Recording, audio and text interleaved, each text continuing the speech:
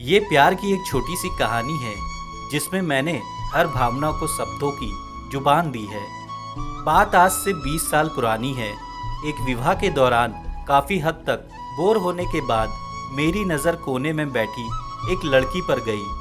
वो मानो अपने में ही व्यस्त थी कि अकेले होते हुए भी अकेले नहीं थी। हजारों दफ़ा अपने बाल संवारती, चुन्नी संभालती, आईना देखती।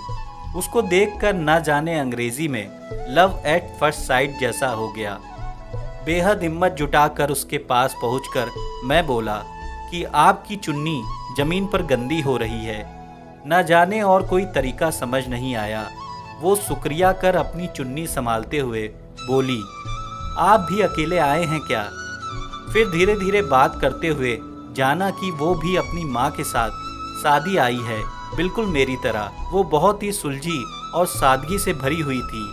शायद मैं भी ऐसा ही हूँ कुछ। हम दोनों ने काफ़ी देर बात की। वो BHU से पढ़ाई कर रही थी और मैं था कानपुर के IIT में। दूरी थी हमारे बीच। उस टाइम फ़ोन महंगे हुआ करते थे, पर अच्छी बात थी हम दोनों के पास एक सा ही नेटवर्क था और सामान्य नेटवर्क टू नेटवर्क पर कॉल दर सस्ते हुआ करते थे।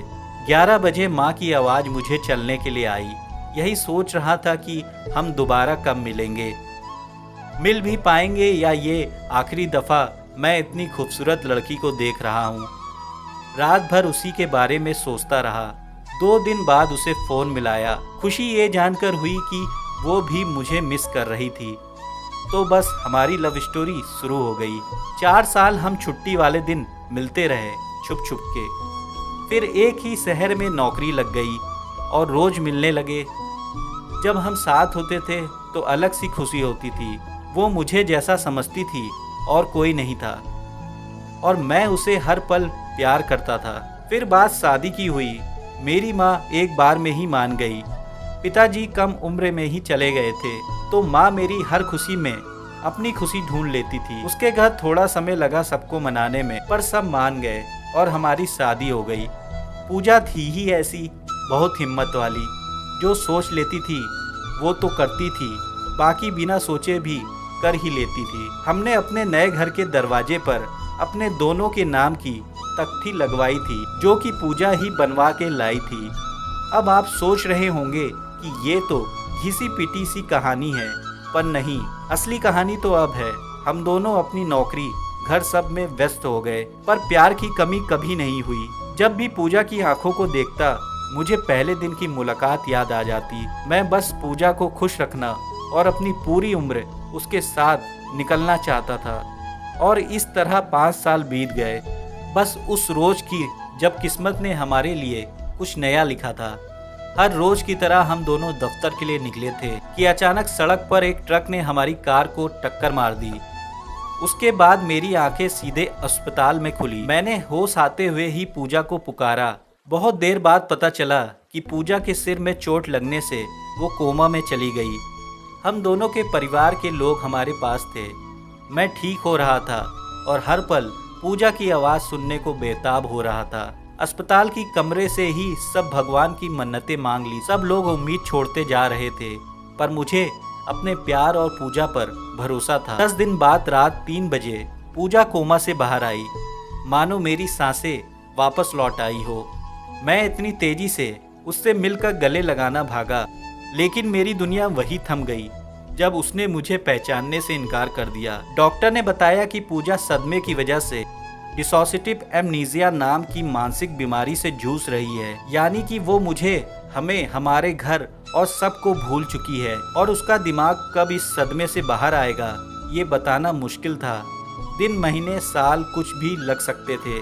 सबका जोर था कि मैं उसे स्पेशल मानसिक हॉस्पिटल में ही रहने दूं और अपना ऑफिस शुरू कर लूं। मैं उसे वापस ले आया। उसके लिए मैं अजनबी था, पर मेरे लिए ही वो दुनिया थी। शुरू के दिनों में काफ़ी बेचैन होती, रोती थी। उसे ज़्यादातर नींद की दवाई देकर सुलाने की सलाह दी थी। फिर एक रोज़ मैंने अपने प्यार को वापस पाने की आखिरी कोशिश की। एक अंग्रेजी पिक्चर में मैंने देखा था, कुछ वैसा किया। अपनी ओर उसकी सारी पुरानी तस्वीर लेकर एक फिल्म बनाई।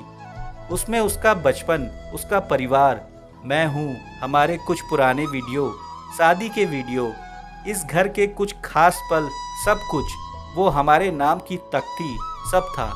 कैसे एक एक्सीडेंट ने हमारी दुनिया बदलनी चाहिए, और फिर आखिरी में अपनी आवाज़ में उसको एक छोटा सा मैसेज जो ये बताता कि मैं उसका इंतज़ार नाश्ते पर कर रहा हूँ और आज भी उसे बेहद मोहब्बत करता हूँ।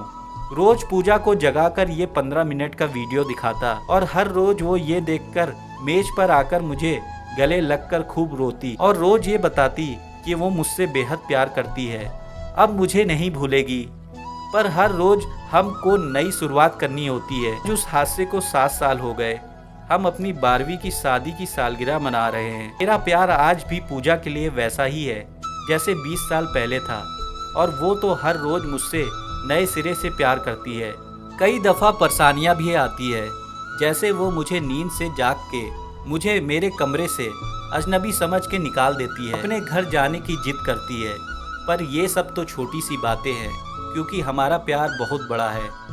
मुझे यकीन है कि एक दिन पूजा को बिना वो वीडियो देखे सब याद आ जाएगा। तब तक मैं हर रोज़ उसे एक नए सिरे से प्यार करता रहूँगा, क्योंकि हीर रांझा लैला मजनू तो प्यार की खातिर मारे गए थे, पर मैं तो अपने प्यार के लिए हर रोज़ नए सिरे से जीता हूँ। पूजा से बेहद प्यार करता था और आज भी करता हूँ, और उसे निभाने का हौसला भी रखता हूँ। तो बस यही थी हमारी स्टोरी। जितनी सीधी सादी है उतनी ही उलझी भी। सब तक मेरी कहानी पहुँचेगी तो शायद कोई तो होगा जो ऐसे हालात में हौसला खोने से पहले एक नई उम्मीद पा लेगा और उसके भी प्यार की जीत होगी।